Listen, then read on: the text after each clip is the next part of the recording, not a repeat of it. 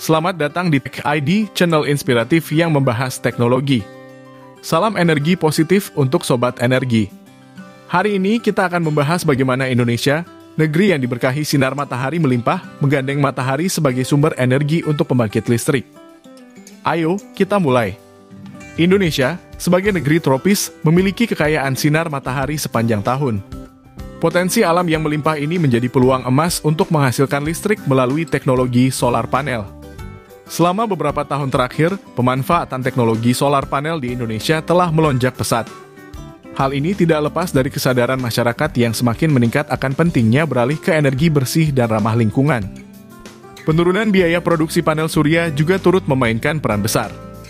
Semakin terjangkau, semakin banyak rumah tangga dan industri yang melibatkan diri dalam revolusi energi terbarukan ini. Dari langit-langit rumah tangga hingga lahan industri yang luas, teknologi solar panel dapat diaplikasikan dengan berbagai skala.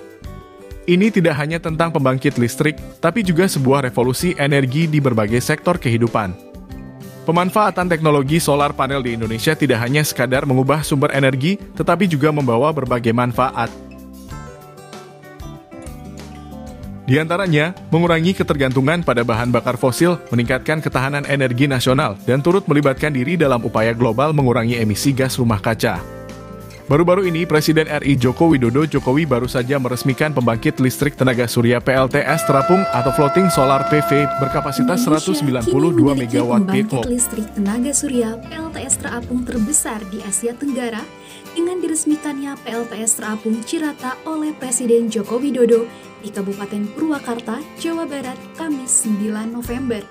Pada Kamis tanggal 9 November 2023, PLTS ini dipasang di atas waduk Cirata dengan luas 200 hektare. PLTS terapung ini digadang sebagai PLTS terapung terbesar di kawasan Asia Tenggara, dalam kurung ASEAN, atau bahkan terbesar ketiga di dunia. Kita harus bangga, bagaimana pendapat kalian? Pemerintah Indonesia juga memiliki tekad kuat untuk mencapai target bauran energi terbarukan sebesar 23% pada tahun 2025. Langkah-langkah progresif, seperti tarif listrik yang lebih rendah dan insentif bagi investor, menjadi fondasi menuju masa depan berenergi bersih.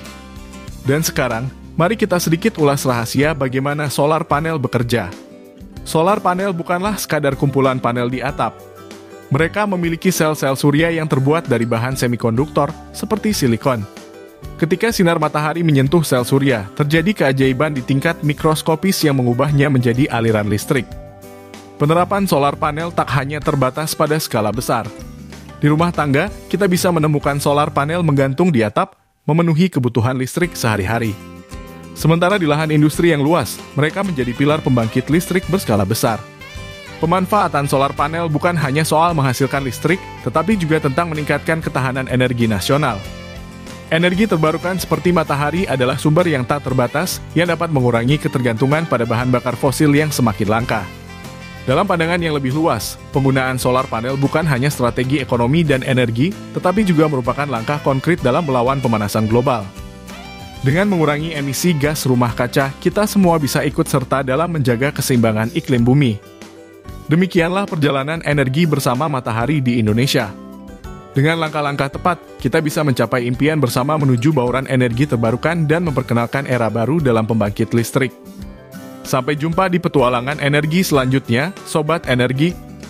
Jangan lupa mari kita diskusi di kolom komentar.